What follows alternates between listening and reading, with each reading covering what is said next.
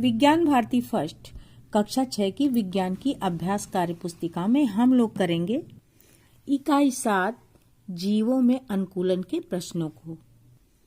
पहला प्रश्न है, निम्नलिखित प्रश्नों के सही विकल्प छांटिए। राजू ने एक धारा रेखित एवं चिकने शरीर वाले जीव को देखा।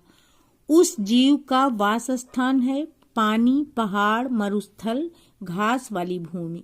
तो धारा रेखित मतलब आगे पीछे पतला शरीर वाला, और चिकना शरीर जिसका होता है वो होते हैं जलीय जंतु यानी पानी में रहने वाले। अब इसी का खा है, जलीय पौधा है आम, नीम, नागफनी, सिंघाड़ा।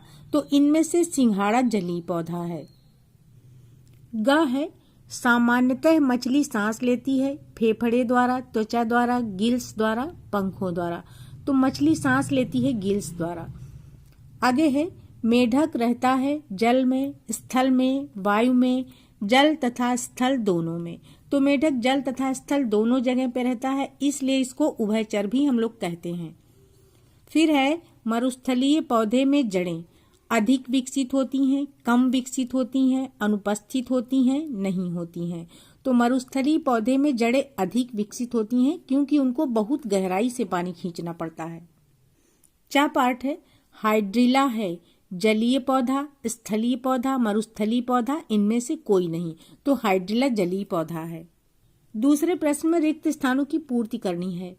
मछली जल में घुली ऑक्सीजन को किसके द्वारा ग्रहण करती है? गिल्स के द्वारा। जल और थल दोनों में रहने वाले जंतु को उभयचर कहते हैं, और पक्षियों की अस्थियां खोखली होती हैं। तीसरे प्रश्न में हमें सही कथन के आगे सही का और गलत के आगे गलत का निशान लगा देना है। मरुस्थलीय पौधे में जड़ें अल्प विकसित होती हैं, नहीं, ये गलत है। अभी हमने देखा है कि मरुस्थलीय पौधे में अधिक विकसित जड़ें होती हैं। नीम, आम, बबूल व अमरूद मरुस्थलीय वृक्ष हैं, नहीं, ये स्थलीय वृक्ष तो हैं लेकिन मरुस्थलीय नहीं है। फिर है, पक्षियों के अग्रपाद पंखों में रूपांतरित होते हैं, ये एकदम सही है। जलीय पौधे हल्के व स्पंजी होते हैं, ये भी सही है। फिर है, मरुस्थलीय पौधों की पत्तियां मांसल व कांटों के रूप में बदल जाती, हाँ, ये भी एकदम सही है। 4 नंबर में स्तंभ का स्तंभ खा से हमें मिलान करना है। इधर दिए हैं जो चीजें, उनको हमें इधर वाली चीजों से मिला देना है। मछली का मिलान हम गिल से करेंगे, और जलकुंभी ये एक जलीय पौधा है। मेढक उभयचर है।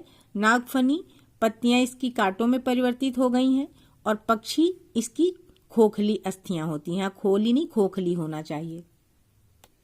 प्रश्न 5 में जो बेमेल है उसे हमें छांट कर नीचे लिख लेना है। तोता, कबूतर, कछुआ, गौरैया। तो यहाँ पर तोता, कबूतर और गौरैया ये तो पक्षी हैं, जबकि कछुआ जो है वो उभयचर है, इसलिए हमें कछुआ को नीचे लिख देना है। अब है गाय, बैल, बकरी, ऊंट। तो गाय, बैल, बकरी ये स्थलीय जंतु तो है, लेकिन ऊंट जो है ये मरुस्थलीय है, इसलिए हमें ऊंट को नीचे लिख देना है। छठा प्रश्न है, निम्नलिखित प्रश्नों में अंतर लिखिए। स्थलीय जंतु और उभयचर जंतु। तो स्थलीय जंतु में ये जंतु स्थल में रहते हैं, जबकि उभयचर वाले ये स्थल तथा जल दोनों स्थानों पर रहते हैं। अब अगला अंतर है, इनमें प्रचलन के लिए 4 पाद तथा विकसित श्वसन तंत्र होता है, जैसे कि कुत्ता, बिल्ली, बकरी या और कई जंतु। इधर उभयचर में ये त्वचा तथा फेफड़े दोनों से श्वसन करते हैं, जैसे कि मेढक और कछुआ। इसी के ख पार्ट में हमें जलीय पौधे और मरुस्थलीय पौधे में अंतर लिखना है। तो जलीय पौधे में क्या होता है, इनका तना हल्का व स्पंजी तथा जड़ तंत्र अल्प विकसित होता है, जबकि मरुस्थलीय में इनका तना मांसल, चपटा, हरा व स्पंजी तथा जड़ तंत्र अत्यधिक विकसित होती है। अब इधर जलीय पौधों में सिंघाड़ा, हाइड्रिला ये उदाहरण हमने लिख लिया है, जलकुंभी वगैरह भी हम लिख सकते हैं। इधर मरुस्थलीय में नागफनी, घीक्वार। अगला प्रश्न है, निम्नलिखित जीवों के प्रकार के अनुसार उनके नाम लिखिए। तो यहाँ पर हमें मरुस्थलीय जीवों के नाम लिखना है, जैसे कि ऊंट, बिच्छू, छिपकली, गिरगिट, नागफनी, घीक्वार। अब जीवों में जंतु भी आते हैं और वनस्पतियां भी आती हैं, यानी हम जंतु भी लिख सकते हैं, पेड़ पौधे भी लिख सकते हैं। तो मिला के हमने लिख दिया है। अब इस तरफ हमें स्थलीय जंतु और वनस्पतियां लिखना है।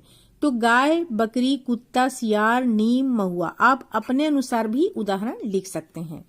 अब नीचे की तरफ देखिए, नीचे हमें इधर लिख देना है वायवीय जंतु, तो तितली, मधुमक्खी, कबूतर, तोता, गौरैया। और इधर हमें जलीय लिख देना है। जलीय में हमने मछली, व्हेल, सीप, कुमुदनी, कमल ये सब लिख दिया है।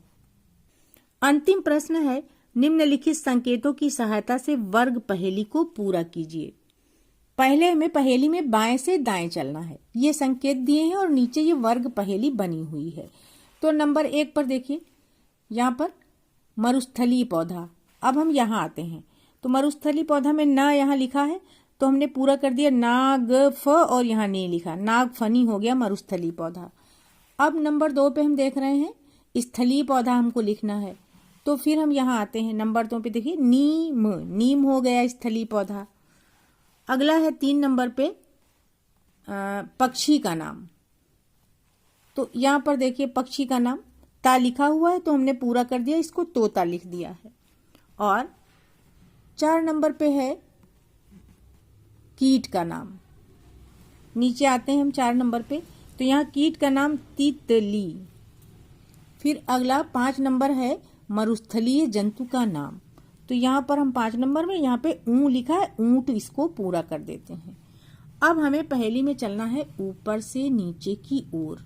यहाँ देखिए स्थलीय जंतु हमें लिखना है 6 नंबर पे, तो 6 नंबर पे देखिए यहाँ ग लिखा है, गधा हो गया ये स्थलीय जंतु में। फिर हमें जलीय जंतु लिख देना है 7 नंबर पे, तो इसमें हम 7 नंबर पे आते हैं, यहाँ ली लिखा हुआ है, पूरा कर देंगे, इसको मछली लिख देंगे। 8 नंबर पे हमें लिख देना है उड़ने वाला जंतु, तो उड़ते कौन है, कीट उड़ते हैं, की लिखा है, नीचे ट लिख दिया, तो ये कीट हो गया उड़ने वाला जंतु। फिर हमें 9 नंबर पे मरुस्थलीय पौधे का नाम लिखना है, किस क्रम में, तिरछे क्रम में, तो हम मरुस्थलीय पौधे का नाम तिरछे क्रम में लिखेंगे। 9 नंबर पे सतावर, सतावर।